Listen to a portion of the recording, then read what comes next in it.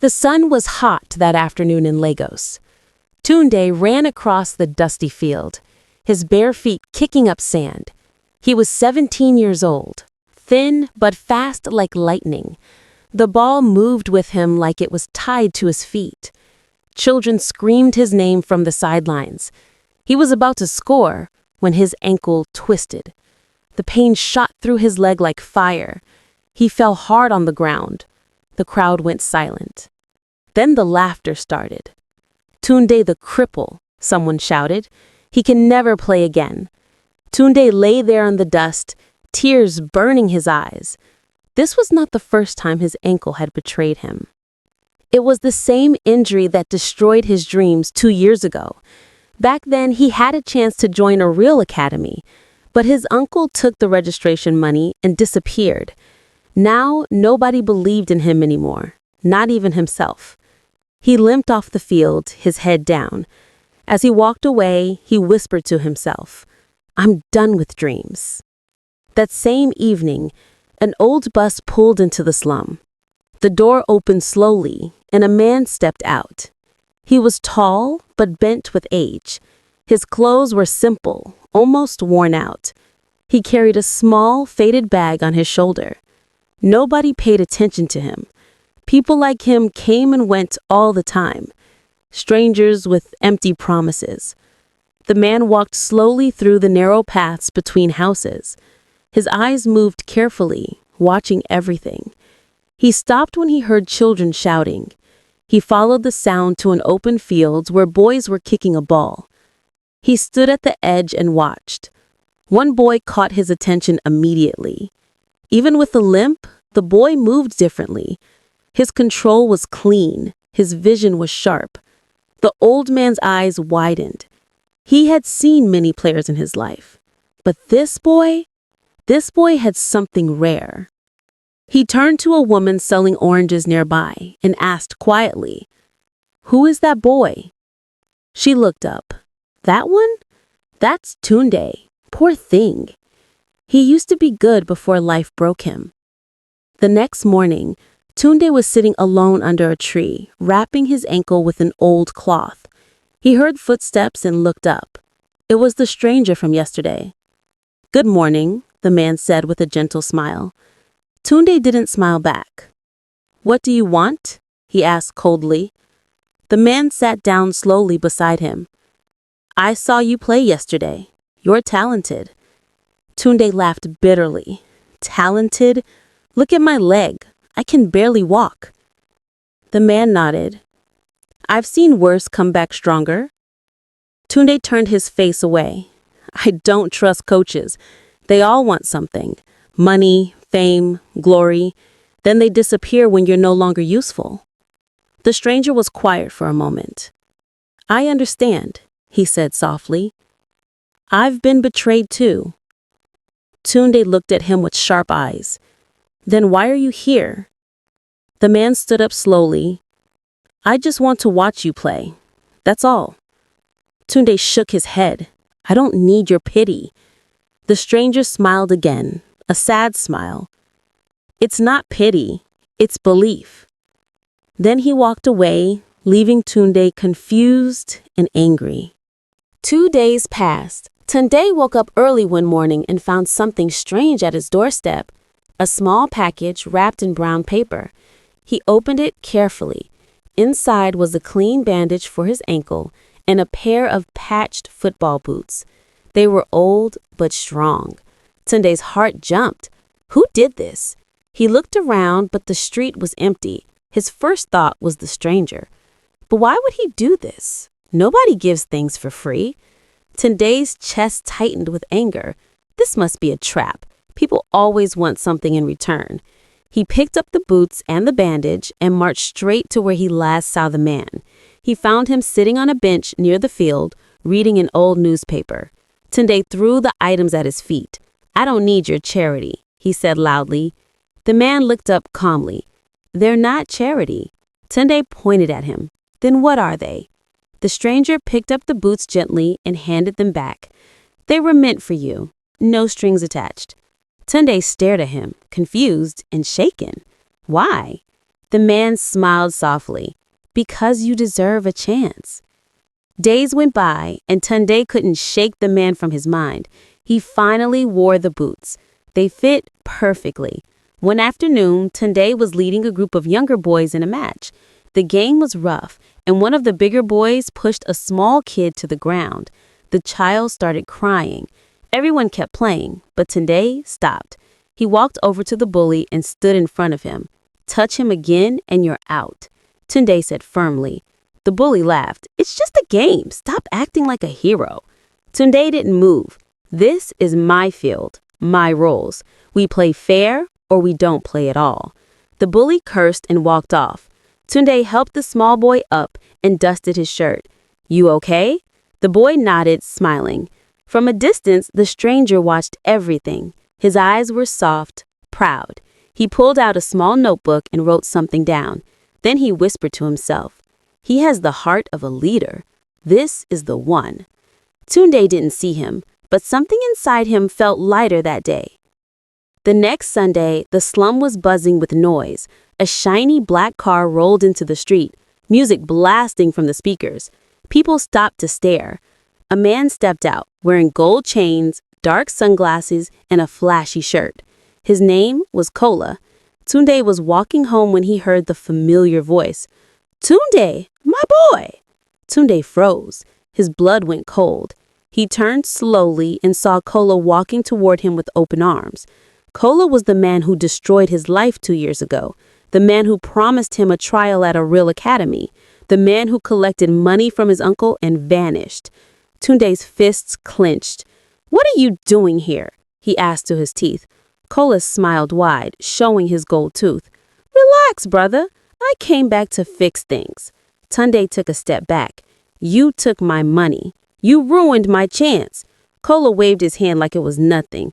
That was a mistake. But now I have a real opportunity for you, a proper academy. This time, I swear.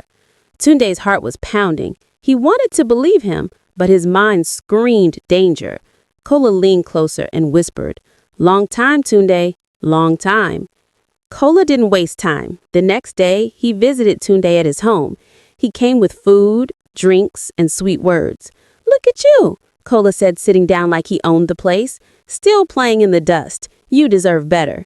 Tunde said stiffly, his arms folded. What do you want, Kola? Kola smiled. I want to help you. I have connections now. Real connections. I can get you into a top academy in 2 weeks. Tunde's heart wanted to jump, but his mind stayed cold. You said that before.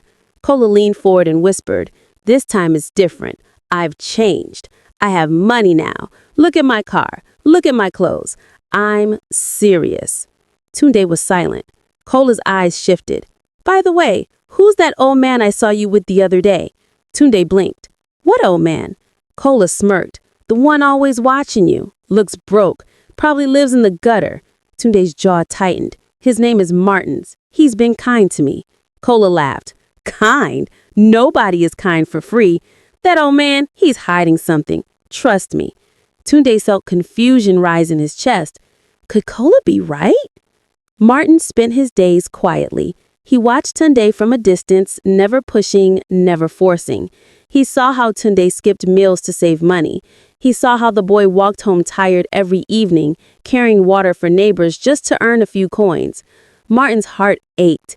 This boy had talent that could change his life, but life had beaten him down too many times. One evening, Martin sat on a bench and opened his small notebook. He wrote carefully, Tunde, age 17, speed, excellent, vision, rare, character, gold, injury, recovering, recommendation, urgent. His phone buzzed. He answered quietly. Hello? A deep voice spoke from the other end. Martins, have you found someone? Martins paused, looking toward the field where Tunde was kicking a ball alone. Yes, he said softly. I think I have. The voice on the phone asked, Is he ready? Martins watched Tunde limp slightly but keep playing. Not yet, but he will be. He hung up and closed the notebook. He didn't notice Tunde watching him from across the field, eyes full of suspicion. The next day, Tunde couldn't hold it anymore. He had seen Martin's writing in that notebook too many times. What was he writing? Who was he reporting to? Tunde marched up to him. "What's in that book?" he demanded. Martins looked up calmly. "Just notes." Tunde's voice rose. "Notes about what? About me? Are you selling information about me?" Martins closed the book slowly. "No, Tunde." Tunde's chest was heaving. "Then show me."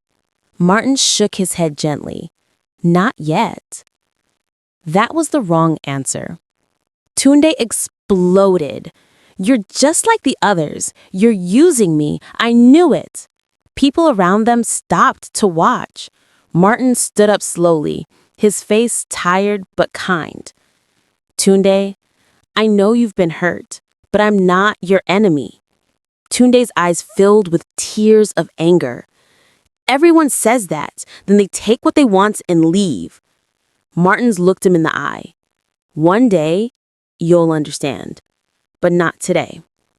He turned and walked away, leaving Tunde standing there, shaking with frustration and doubt.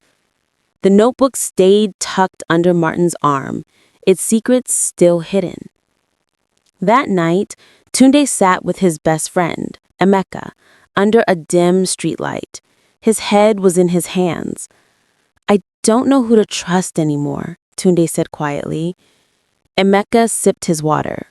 "What happened?" Tunde's voice cracked. "My father left when I was 8, just walked out and never came back. My uncle stole my academy money and disappeared. Every adult in my life has used me." Emeka stayed quiet, listening. Tunde continued, his voice shaking. "Now there's this coach, Martins. He's been kind, too kind, and I can't figure out why. Nobody helps for free, Emeka. Nobody." Emeka nodded. "Maybe he's different." Tunde laughed bitterly. "Or maybe he's just better at hiding it." He looked up at the sky. "I wanted to be somebody. I wanted to make my mother proud before she died, but every time I try, someone breaks me again." Emeka put a hand on his shoulder. "You're still here, Tunde. That means something." Tunde didn't answer. Nearby, hidden in the shadows, Martin stood listening. His heart broke for the boy. He whispered to himself, "I won't break you, son. I promise." The next morning, Tunde went to the field and found something surprising. The broken goalpost he always used had been fixed. The wood was straight, the net was tied properly. Tunde looked around. Nobody was there except Martins, sitting quietly on the side. Tunde walked over slowly. "Did you do this?" Martins nodded. "Yes." Tunde's voice was softer now.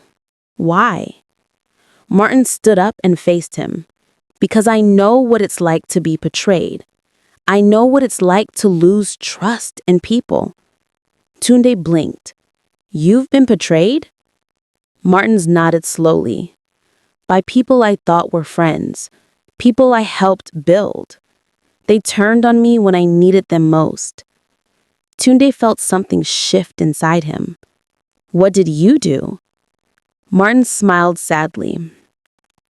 "I walked away, and I decided to find someone who still had a pure heart, someone worth believing in." Tunde's throat tightened. "Why you?" Martins looked him in the eye. "Because you stopped a game to protect a small boy. That's rare." Tunde didn't know what to say. Martins turned to leave, then paused. "I won't tell you everything yet, Tunde, but I will, when the time is right." Tunde stood there, his walls beginning to crack. A few days later, children were playing near Martin's bag. One curious boy opened it by accident. Papers and old items spilled out. Among them was a faded photograph. The boy picked it up and gasped, "Who is this?" Others gathered around. The photo showed a younger Martin standing beside a famous European football player, both smiling in a stadium. Tunde walked over and snatched the photo. His heart pounded. "Where did you get this?" The boy pointed at Martin's bag. Tunde's hands trembled. Who was this man? Before he could think, Martin's appeared, moving faster than Tunde had ever seen him move. "Don't touch that," Martin said sharply, grabbing the bag. His voice was firm, almost frightened. Tunde held up the photo. "Who are you?" Martins took the photo gently but didn't answer. His face was tight. "It's from a long time ago." Tunde stepped closer. "You know that player. You were in a real stadium?" Martins put the photo back in his bag and zipped it shut. The past doesn't matter. Only the future does. Tunde watched him walk away, his mind racing. Martins was hiding something big, and now Tunde needed to know what. Gola was not sitting quietly. He had plans.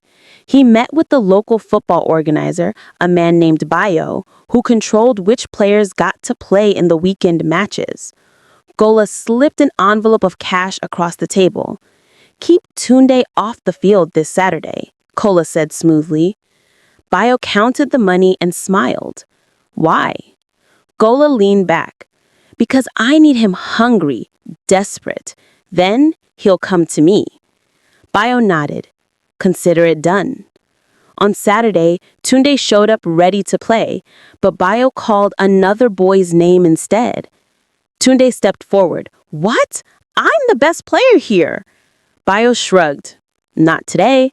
We're giving others a chance." Tunde's face burned with anger. "This is my field." Bayo turned his back. "Not anymore." Tunde stood frozen, fists clenched. The other boys looked at him with pity.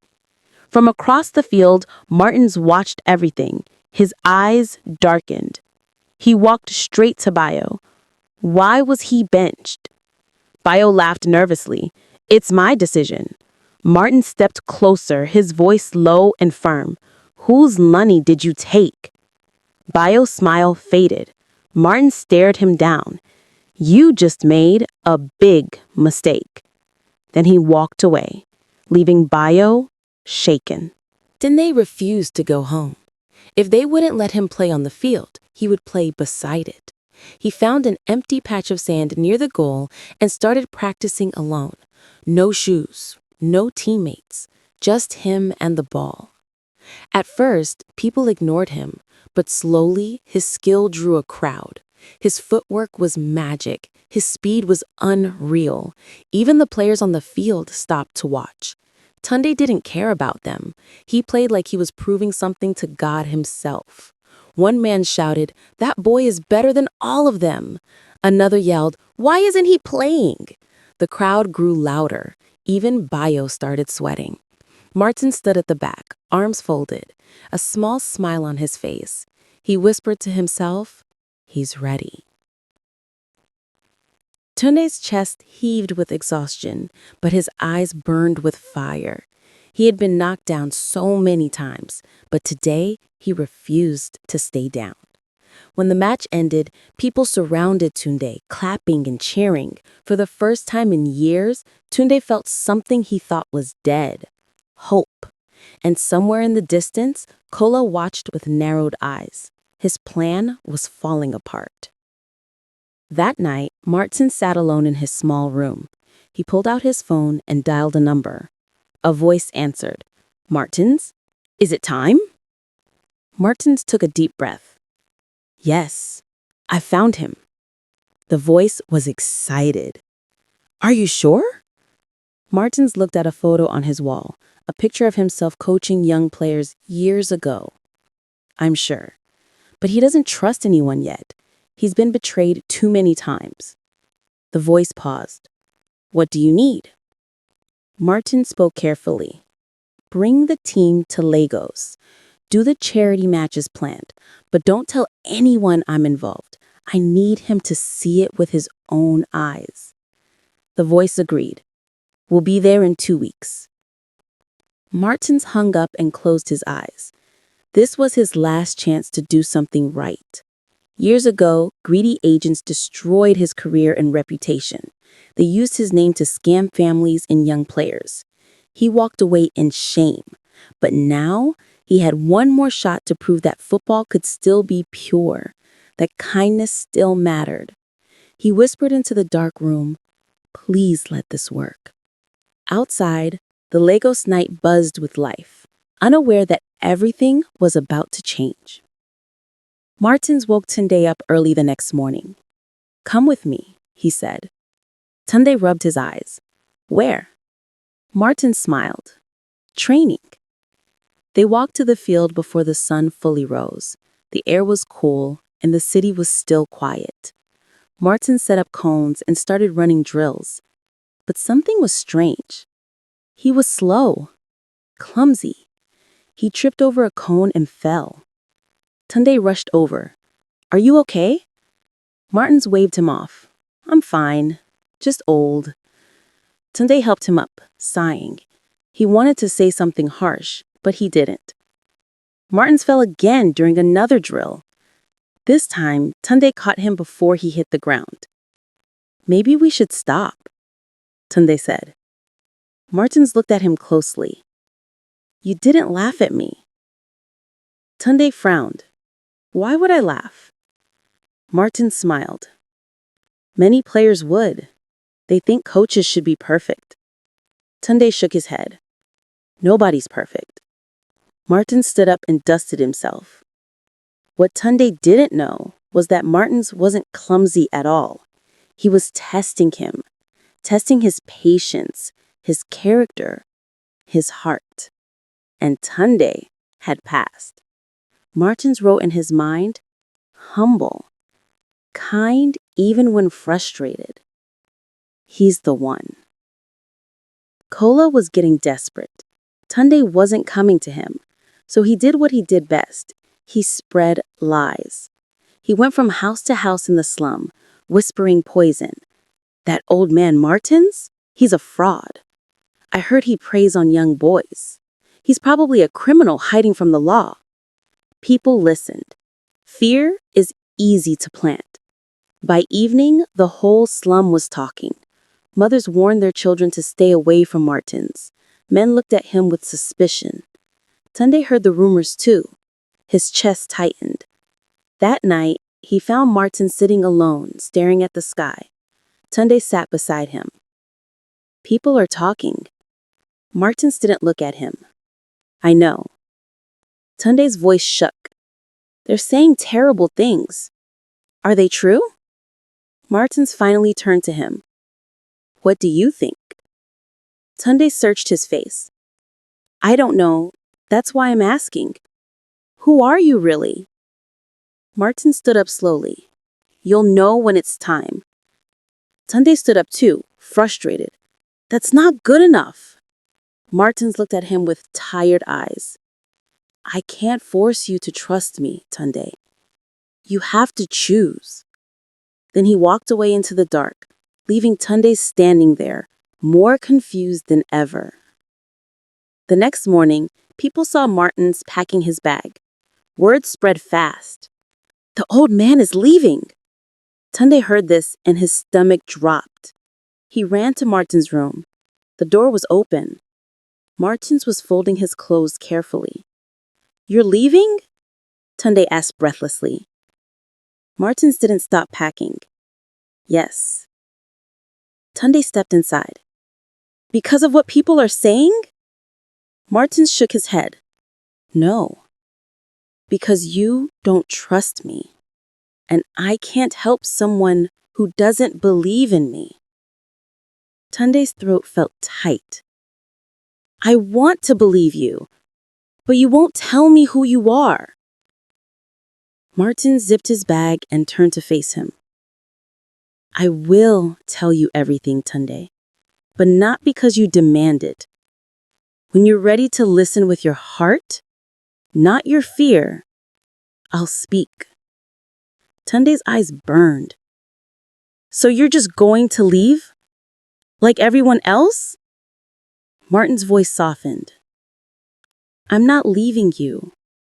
I'm giving you space to decide what you believe.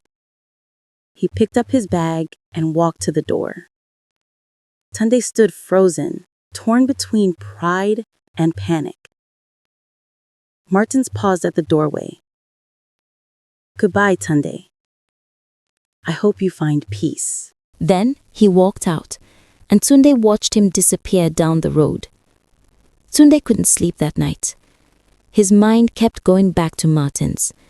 He felt a pull, something he couldn't explain. The next morning, he went to where Martins had been staying.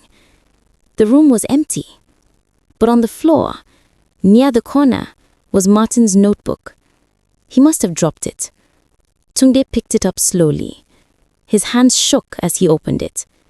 Page after page of notes, scouting reports, contact numbers, names of international clubs. Then he found a section labeled Tunde. His heart pounded. He read, age 17, position forward, speed 910, vision 910, character 1010, potential world class, recommendation immediate trial, special notes. This boy has suffered betrayal. Handle with care. He doesn't trust easily, but his heart is pure. If nurtured properly, he could be one of the greatest. Tunde's eyes filled with tears. At the bottom of the page was a phone number and a name. Director, European Football Academy. Tunde's hands trembled. Martins wasn't a fraud, he was real, and he believed in him.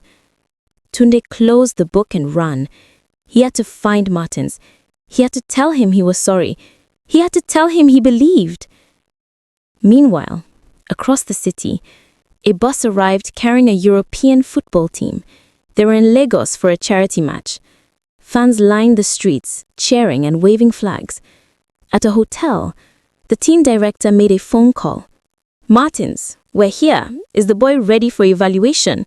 Martins sat on a bench near the bus station, his bag beside him. He sighed. I don't know anymore. The director's voice was firm. You told us he was special. Martins rubbed his face. He is, but he doesn't trust me, and I can't force him. The director paused. We've come all this way, Martins. We trust you. If you say he's worth it, we'll wait. Martins looked at the sky. Give me 2 more days. He hung up and closed his eyes. He had spent his whole life searching for a player with both talent and character. He found Tunde, but now it seemed like it was all slipping away. Martins whispered to himself, I can't save someone who doesn't want to be saved. Across the city, Tunde was running through the streets, clutching the notebook, searching for the man who believed in him when no one else did. The next afternoon, the slum field was packed. Kola had called a meeting, announcing he had big news. People gathered, curious. Kola stood in the center, smiling wide. I've brought opportunities to this community. I've helped many young players. Someone in the crowd shouted, You're a liar! Kola's smile faded. Who said that? Tunde pushed through the crowd, breathing hard. I did. Kola laughed. Tunde, my boy, still angry about the past? Tunde stepped forward. You stole from me. You stole from my family. And now you're spreading lies about Coach Martins. Kola crossed his arms. Coach Martins? That old fraud. The crowd murmured.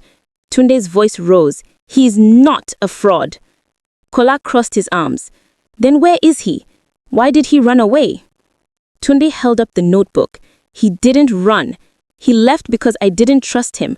But I know the truth now. He opened the notebook and showed the pages to the crowd. He's a real coach. He trained international players. And he came here to help me. The crowd gasped.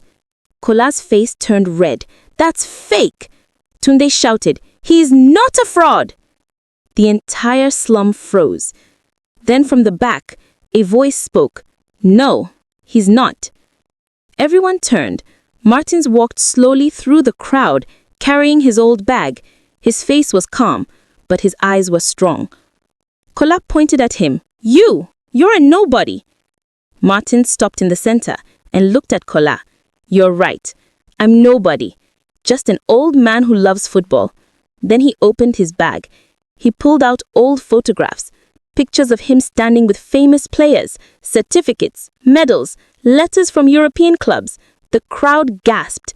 He reached into the bag one more time and pulled out a jacket. It had the logo of a top European football club. Martins put it on slowly. My name is Martins Okafor. I spent 30 years developing young talent. I've trained players who now play in the biggest leagues in the world. The crowd was silent, stunned. Martins continued, his voice steady. I came to this slum because I was tired of fake people. I wanted to find one player who had real talent and a pure heart. He looked at Tunde. I found him. Tears ran down Tunde's face. Martins turned to the crowd. I didn't come for money. I came to give someone a real chance. Kola tried to speak, but people pushed him aside. The slum had seen the truth. Before anyone could speak, a man in a suit walked into the crowd. He was tall, white, and carried himself with authority. Excuse me, he said in accented English. I'm looking for Coach Martins Okafor. Martins turned. I'm here. The man smiled. I'm the director of the European Academy. We're here for the charity match. But more importantly, we've come to see the boy you told us about. The crowd murmured in shock. The director looked at Tunde. You must be Tunde. Tunde nodded, unable to speak. The director smiled. Coach Martins spoke very highly of you. We'd like to give you a trial. Today. Tunde's knees almost gave out. Martins stepped forward. He's ready. Kola tried to push forward. Wait, I'm his agent. The director looked at him coldly. We don't work with agents like you. 2 security men blocked Kola. The crowd erupted in cheers. Tunde looked at Martins, tears streaming. I'm sorry I didn't trust you. Martins put a hand on his shoulder. You had every reason not to, but now it's time to show them who you really are. Tunde nodded, wiping his face. The director gestured towards a car. Let's go. Tunde took a deep breath and stepped forward towards his destiny. The trial was held at a private football academy across the city. Tunde stood on the pitch, his heart pounding. European scouts sat in chairs watching him. Martin stood on the sideline, arms folded, eyes full of hope. The whistle blew. At first, Tunde was nervous. His passes were shaky. His legs felt heavy. But then he remembered everything. His mother's face, his uncle's betrayal, the pain, the hunger, the doubt. He remembered Martin's kindness, the fixed goalposts, the patched boots, the belief. Something inside him exploded. Tunde stopped thinking and just played. He moved like water, fast, smooth, unstoppable. He dribbled past defenders like they weren't there. He scored. Once, twice, 3 times.